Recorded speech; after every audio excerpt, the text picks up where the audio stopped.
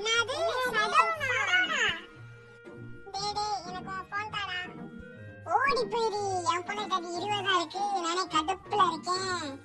அதான் 20 இருக்குலடா. என் போன்ல முட்டை தான்டா இருக்கு. உன் போன் தாடா கொஞ்ச நேரம். முட்டை இருந்தா போய் பொரிச்சு தின்னல.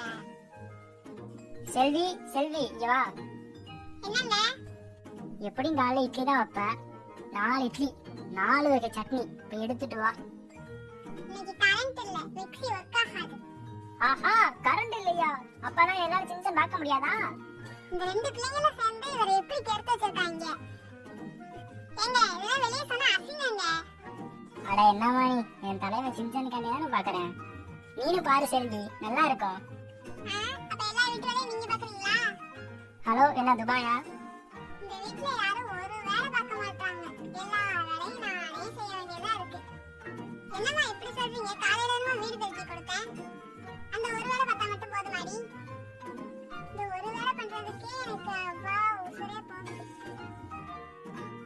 ஒரு பொம்பளை பிள்ளை இப்படி சொல்லலாமாடி? நீ என்னதான் சொன்னீங்கன்னா நான் வேலை பார்க்க மாட்டேன்னு உங்களுக்கே தெரியும். அப்புறம் எதுக்கு வேஸ்டா என்கிட்ட பேசுறீங்க? போங்கம்மா. வாயை பாரு இவருக்கு. என்னடா இது?